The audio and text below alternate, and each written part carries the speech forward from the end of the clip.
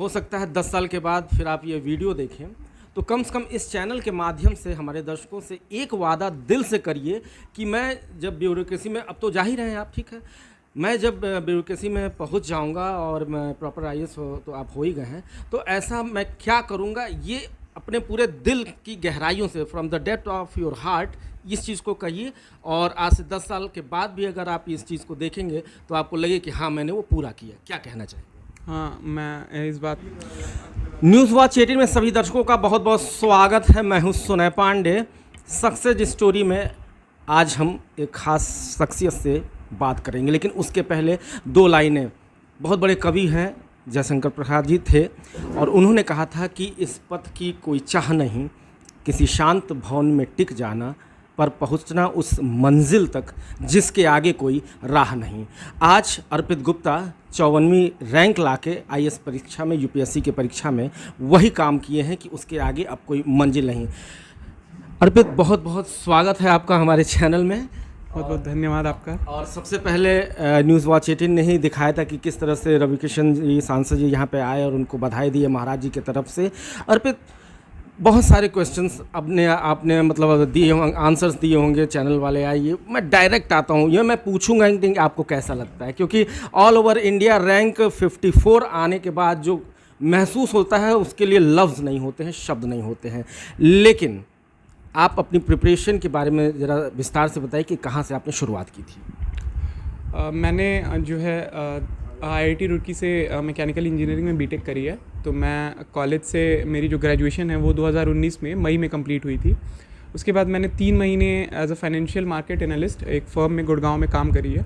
फिर जब वहाँ पे, क्योंकि मैं पढ़ नहीं पा रहा था जॉब के साथ, तो मैंने 3 महीने बाद ही जो वो जॉब छोड़ने का फ़ैसला लिया और मैंने फिर सितंबर 2019 से अपनी प्रिपरेशन प्रॉपरली शुरू करी। उन 3 महीनों में मैं कोशिश कर रहा था प्लानिंग बनाने की, बेसिकली कि मुझे पढ़ना कैसे है।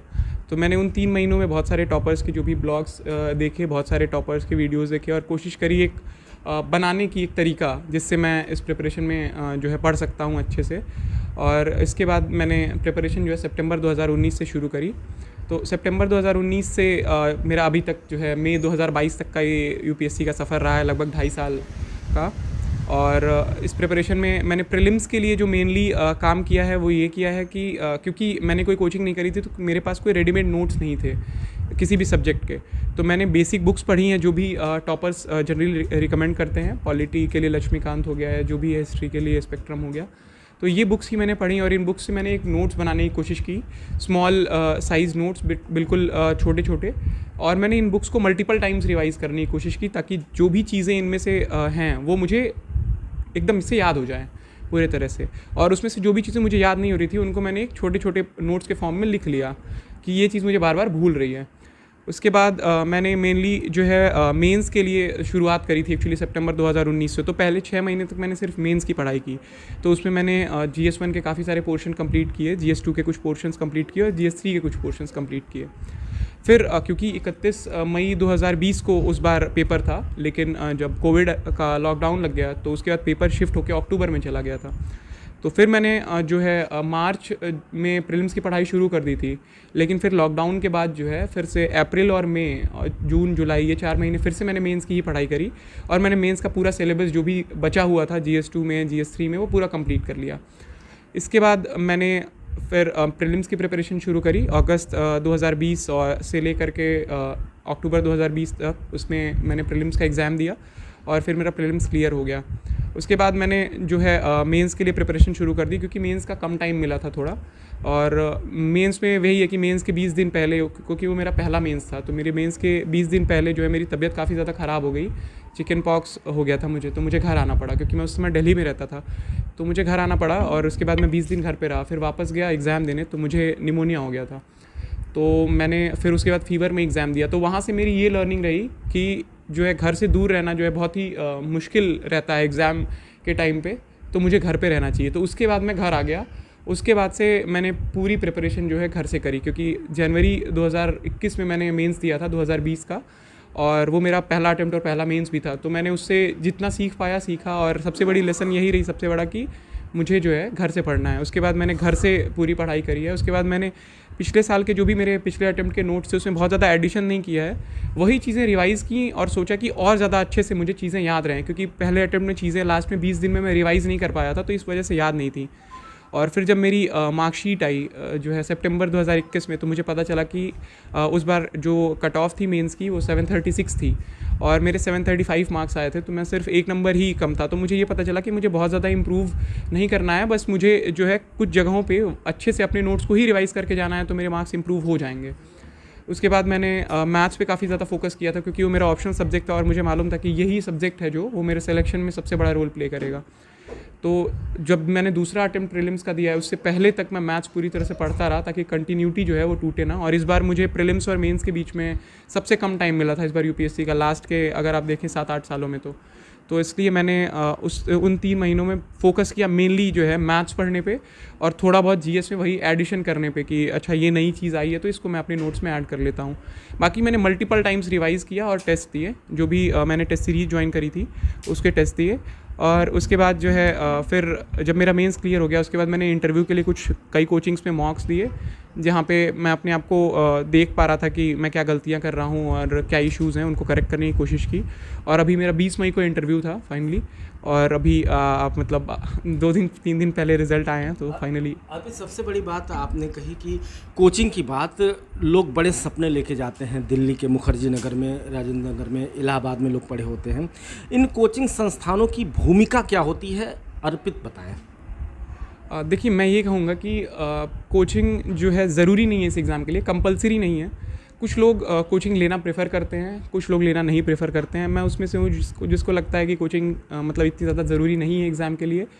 लेकिन कुछ लोग होते हैं जिनको ज़रूरत होती है और वो कोचिंग में जाते हैं। लेकिन मैक्सिमम ऐसे बच्चे होते हैं जो कोचिंग में इस वजह से नहीं जाते हैं क्योंकि उनको महसूस होती है ज़रूरत। मैक्सिमम लोग इस वजह से जाते हैं क्योंकि एक ट्रेंड बन गया है, एक भेड़ चाल है, एक हर्ड मेंटालिटी है कि ये टॉपर इस कोचिंग से था तो यहाँ जाना चाहिए। ये मुझे लगता है कि नहीं होना चाहिए। आपको अपनी जो है नीड देखनी चाहिए कि मुझे ज़रूरत है इस सब्जेक्ट की तो मैं यहाँ पे कोचिंग ले सकता हूँ, या फिर मुझे नहीं ज़रूरत है तो मुझे नहीं लेनी चाहिए। तो मुझे लगता है ये ज़रूरत के हिसाब से होना चाहिए, ज़्यादा ज़रूरी ये है। और दूसरी चीज़ ये है कि कोचिंग्स जो हैं वो सबको सारी चीज़ें बताते हैं एक तरह से, और ये एग्ज़ाम जो है आपकी यूनिकनेस ढूंढ रहा है। ये एग्ज़ाम आपसे वो यूनिकनेस डिमांड करता है, तो वो आपको खुद से ढूंढनी होगी। तो इसमें आपका बहुत बड़ा रोल होने वाला है। इसलिए मैं कहूँगा कि कोचिंग हो सकता है अगर आप ज्वाइन करते हैं तो शायद थोड़ा बहुत रास्ता दिखा दे, लेकिन ये मंजिल तक का जो सफ़र है उसमें जो पूरा रोल है वो आपका है, आपकी मेहनत का है अल्टीमेटली। निश्चित रूप से अपनी मेहनत ही आखिरकार रंग लाती है। और कुल मिला के कोचिंग संस्थानों की अपनी थोड़ी सी भूमिकाएं हो सकती हैं, लेकिन सेल्फ स्टडी करके एक गोरखपुर के एक छोटे से सहजनवा क्षेत्र का लड़का जब 54वीं रैंक लाता है तो अपने आप में गजब की बात हो जाती है। अर्पित, मेरा दूसरा सवाल यही होगा कि जिस समय आप प्रिपरेशन कर रहे थे उस समय लॉकडाउन लगा था। काफ़ी सारे युवा ऐसे हैं, आप 23-24 साल की उम्र के हैं, काफ़ी सारे ऐसे युवा हैं जो उस समय वेब सीरीज़ में अपना समय व्यतीत कर रहे होंगे या कुछ और देख रहे होंगे क्योंकि घर से बाहर निकलना नहीं था। उस समय अर्पित क्या करते थे? मैं सच बताऊं तो जब पहली बार लॉकडाउन लगा था तो मैं दिल्ली में था, तो क्योंकि लॉकडाउन अचानक से लगा था तो मैं वहीं पे रह गया था। तो उस पॉइंट ऑफ टाइम पे मैं 10-15 डेज़ के लिए, जब लॉकडाउन लगा था 20 मार्च को, मुझे आज भी डेट याद है, मैं लगभग 2-3 अप्रैल तक बिल्कुल ही मतलब स्ट्रेस में था, क्योंकि मुझे लग रहा था कि ये चीज़ें क्या हो रही हैं। मैं वर्ल्ड ओवर देख रहा था कि चीज़ें चेंज हो गई हैं, लाइफ चेंज हो रहे हैं। लोग दिल्ली में जो भी माइग्रेंट्स थे, माइग्रेंट लेबरर्स थे, वो रोड पे आ गए थे लिटरली, और हम देखते थे कि लोग रोड पे घूम रहे हैं, खाना ढूंढ रहे हैं। वो लिटरली लोगों के घर पे आके रोने लगते थे कि हमें एक रोटी दे दीजिए बस खाने के लिए। तो इन सब चीज़ों से मैं बहुत ज़्यादा अफेक्ट हुआ था। तो मैं तो उस समय एंजॉय करने की सोच भी नहीं सकता था, मेरी इतनी मेंटल कैपेसिटी नहीं थी कि मैं इन सब चीज़ों से दूर हट करके खुद के बारे में या एंजॉय करने के बारे में सोच पाऊँ। मैं इन सब चीज़ों से बहुत डिस्टर्ब हो गया था। फिर मुझे लगा कि ये सब चीज़ें जो हैं, जो मैं करना चाहता हूँ, कहीं ना कहीं ये सब चीज़ें भी उसका पार्ट हैं, और जब मैं एक बार पढ़ करके उस जगह पहुँचूँगा तो ये सब चीज़ें भी मेरी ही एक जिम्मेदारी होंगी। तो इसने मुझे बहुत मोटिवेट किया फिर से वापस पढ़ाई शुरू करने के लिए। तो मैं ये कहूँगा कि ऐसा इशू नहीं है उसमें वेब सीरीज़ देखने में, मेरी खुद की हॉबी है वेब सीरीज़ देखना, लेकिन वेब सीरीज़ एक लिमिट तक देखना सही होता है। फॉर एग्जांपल, आप महीने में अगर कोई एक वेब सीरीज़ आपकी रिलीज़ हो रही है फेवरेट, तो आप उसको एक दिन में देख के ख़त्म कर दीजिए, कोई इशू नहीं है। लेकिन फिर वही है, महीने के जो 29 दिन हैं उसमें आपको डेली बैठ के पढ़ना है। लेकिन मेरा अप्रोच नहीं रहता है। मेरा अप्रोच वेब सीरीज़ देखने का भी ऐसा रहता है कि मैं डेली अपना जो भी 8 घंटे 9 घंटे पढ़ाई है वो करूँगा। हर दिन एक एक एपिसोड देख करके ख़त्म करता था। उससे एक चीज़ रहती है कि हर दिन इन्जॉय कर लेता हूँ और ये नहीं फील होता है कि यार इन्जॉय नहीं कर रहे हैं। दूसरी चीज़ जो हॉबी है वो भी कहीं ना कहीं फुलफ़िल हो जाती है और पढ़ाई का नुकसान नहीं होता है। अब एक चीज़ और हम जानना चाहेंगे, चूँकि मैं भी एक एस्पिरेंट रहा हूँ यूपीएससी का, यूपीपीसीएस का। कई लोगों का मैंने देखा है कि आंसर राइटिंग स्किल बड़ी अच्छी है।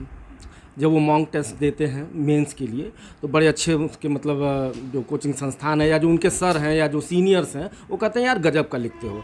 लेकिन मैंने ऐसे कई बच्चों को देखा है कि जो प्रीलिम्स की जो कट ऑफ होती है जीएस की, उससे वो 20 नंबर आगे रहते हैं, लेकिन सीसेट क्लियर नहीं कर पाते। उनके लिए आप क्या कहेंगे? मैं सच बताऊं तो शायद मैं एलिजिबल नहीं हूँ इस चीज़ को आंसर करने के लिए, क्योंकि मेरी जो है सीसैट, क्योंकि मेरा मैथ्स बैकग्राउंड है, मेरा ऑप्शनल भी है और मेरा कॉलेज में भी, तो मेरे एप्टीट्यूड एक स्ट्रॉन्गर साइड है। तो मैं बहुत अच्छा सजेस्ट नहीं कर सकता हूँ कि सीसैट में एग्जैक्टली क्या करना चाहिए, क्योंकि मैं सिर्फ मैथ्स के क्वेश्चन अटेम्प्ट करके आता था और मेरे मतलब पहले अटेम्प्ट में भी काफ़ी ज़्यादा मार्क्स थे। लाइक पहले अटेम्प्ट में 2020 में काफ़ी ज़्यादा लोग सीसैट में फेल हो गए थे 2020 में, तो लेकिन उस बार मेरे भी 150 के आसपास मार्क्स थे 200 में, तो मतलब 66 मार्क्स ही पाने होते हैं एक्चुअली क्वालिफाई करने के लिए। तो मैं इसमें सही एक्सप्लेन नहीं कर सकता हूँ कि क्या कर सकते हैं, लेकिन मैं बस ये कहूँगा कि ट्राई करिए कि आप लोग जो है सीसैट पे भी फोकस रखिए, क्योंकि सिर्फ जीएस का पेपर जो है एग्ज़ाम नहीं निकलवा रहा। भले क्वालिफाइंग हो सीसैट का पेपर, पर क्वालिफाई करना भी अब थोड़ा मुश्किल हो रहा है पिछले 2 सालों से। और शायद यूपीएससी कहीं ना कहीं जो सीसैट के पेपर को लेकर के बहुत ज़्यादा सीरियस है, तो मुझे लगता है कि फिर हमें भी एज अ कैंडिडेट सीरियस होना पड़ेगा। बिल्कुल सीरियस होना पड़ेगा। और अर्पित, सबसे बड़ी बात है कि आपने लॉकडाउन के दौरान तैयारी की, घर पे रह के तैयारी की और इतने बड़े पोजीशन पे हैं। एक क्वेश्चन तो शायद यूपीएससी में भी पूछा गया होगा कि आप आईआईटीएन बैकग्राउंड से हैं, आपने अच्छी खासी पैकेज पे आप नौकरी पे थे, फिर आखिर ये सिविल सर्विसेज का ये जुनून कैसे सवार हुआ, ज़रा उसके बारे में बताइए। मैं सही बताऊं तो मैं 11th 12th क्लास में भी सिविल सर्विसेज में ही इंटरेस्टेड था। इसीलिए मैंने जब जेईई एडवांस्ड का एग्ज़ाम दिया था, तो उस साल मैंने कोई बहुत प्रॉपर कोचिंग नहीं करी थी, किसी बड़े कोचिंग में नहीं गया था जेईई एडवांस के लिए प्रिपेयर करने के लिए, क्योंकि मेरा बहुत ज़्यादा मन नहीं था जेईई एडवांस ऐसा देने का। लेकिन कहीं ना कहीं मैं उस समय एक हर्ड मेंटालिटी का पार्ट था, जहाँ पे हर कोई रेस दौड़ रहा था आईआईटी जेईई क्लियर करने की। तो कोइंसिडेंटली मैंने भी क्लियर कर लिया और मैं फिर ग्रेजुएशन करनी थी तो मैं कॉलेज चले गया। लेकिन मुझे ये चीज़ थी कि करना है, लेकिन मैं कॉलेज गया तो फिर वही है, कॉलेज में मैं वहाँ की पढ़ाई में और वहाँ की जो भी एक्स्ट्रा करिकुलर एक्टिविटीज़ हैं, ग्रुप्स हैं, टेक्निकल ग्रुप्स हैं, कुछ फेस्ट ऑर्गेनाइज़ कराते थे, तो इन सब चीज़ों में, गेम्स में इन्वॉल्व हो गया। तो फिर फाइनली जो है 4th ईयर में रियलाइज़ किया कि नहीं, अब पढ़ने की ज़रूरत मुझे भी पड़ेगी। और मेरी 3rd ईयर में एक्चुअली जॉब लग गई थी, 3rd ईयर में ही। 3rd ईयर में इंटर्नशिप पे था, तो वहाँ पे मुझे ऑफर मिल गया था, तो मैंने एक्सेप्ट कर लिया था। तो मैं 4th ईयर में प्लेसमेंट में भी नहीं बैठा था, तो मेरे पास काफ़ी टाइम था इस पर सोचने के लिए। तो धीरे धीरे मैंने डिसाइड किया कि मैं जो है इस चीज़ के प्रति आगे बढ़ूँगा। तो मेरा ये था कि मैं जब जॉब पे जाऊँगा तो वहाँ से साथ साथ में पढ़ाई शुरू कर दूँगा। लेकिन फिर जब जॉब पे मैं गया तो मुझे पता चला कि यार ये जो जॉब है बहुत डिमांडिंग है और इसके साथ साथ पढ़ाई कर पाना बहुत ही मुश्किल है, क्योंकि मेरा ऑफिस आवर जो है 10 से 11 घंटे का रहता था और मैं काफ़ी ज़्यादा स्ट्रेस हो जाता था।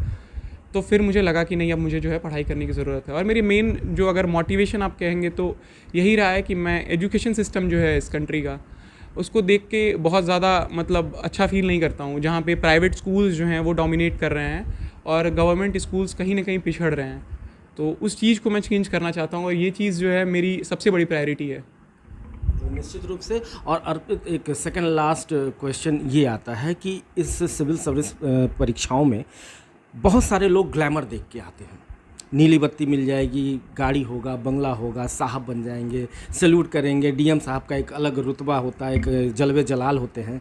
लेकिन क्या आपको ऐसा लगता है कि उस ग्लैमर को देखे बिना आपके अंदर वो जो एक्स फैक्टर है, अगर आप पढ़ने में बहुत अच्छे हैं तभी आना चाहिए, या फिर केवल सपने देखने से तो होना नहीं है? तो क्या सजेशन देंगे ऐसे लोगों को जो बाहरी दुनिया से मतलब बहुत ज़्यादा मोटिवेट होके कि नीली बत्ती मिलेगी, गाड़ी मिलेगी, वो देख के और चले जाते हैं इस फील्ड में और सालों साल बर्बाद कर रहे हैं? ऐसे दिल्ली में आपको कम से कम बहुत सारे लोग मिलेंगे जो 5 साल 10 साल से पढ़े हुए हैं कि नहीं अब इस बार तो यार कर ही देना है। उनके लिए आप क्या कर रहे हैं? मैं बस यही कहूँगा कि पहली बात तो यार नीली बत्ती अब मिलनी बंद हो गई है, ठीक है? तो वो तो भूल ही जाना चाहिए। वो डीएम की गाड़ी पे अभी भी नीली और वो वाली लगी रहती है, रेड वाली। तो डीएम एक आईएएस ऑफिसर जो है मैक्सिमम 4 to 5 ईयर्स रहता है। उसके अलावा जो आप सेक्रेटरीट में रहेंगे या फिर जब भी आप ग्राउंड लेवल पे रहेंगे, तो आप जो लाइफ इमेजिन कर रहे हैं अभी, वो लाइफ होगी नहीं। मतलब ऐसा हो सकता है कि एज एन एस्पिरेंट हमको ये लाइफ मालूम नहीं होती है कि कैसी लाइफ होने वाली है, लेकिन भले मेरी एज बहुत ज़्यादा नहीं है, लेकिन मैंने जो है जो डिस्ट्रिक्ट मजिस्ट्रेट की लाइफ है, जो भी आईएएस ऑफिसर की लाइफ है, वो बहुत क्लोजली देखी है, क्योंकि मेरे सीनियर्स हैं सर्विसेज में ऑलरेडी।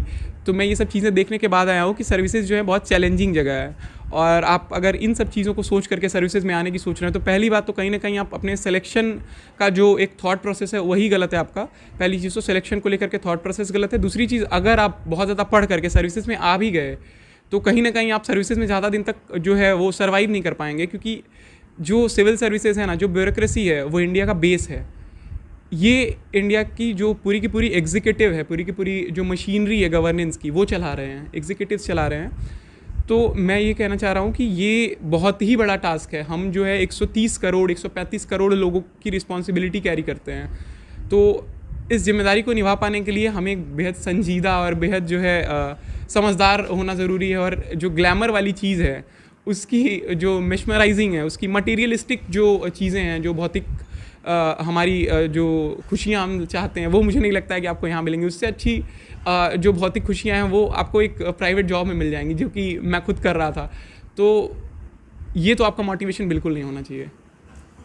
अर्पित, अंतिम सवाल बस मेरा यही है कि आपका आज इंटरव्यू हो रहा है, हो सकता है 10 साल के बाद फिर आप ये वीडियो देखें, तो कम से कम इस चैनल के माध्यम से हमारे दर्शकों से एक वादा दिल से करिए कि मैं जब ब्यूरोक्रेसी में, अब तो जा ही रहे हैं आप, ठीक है, मैं जब ब्यूरोक्रेसी में पहुंच जाऊंगा और मैं प्रॉपर आईएएस हो, तो आप हो ही गए हैं, तो ऐसा मैं क्या करूंगा, ये अपने पूरे दिल की गहराइयों से, from the depth of your heart, इस चीज़ को कहिए।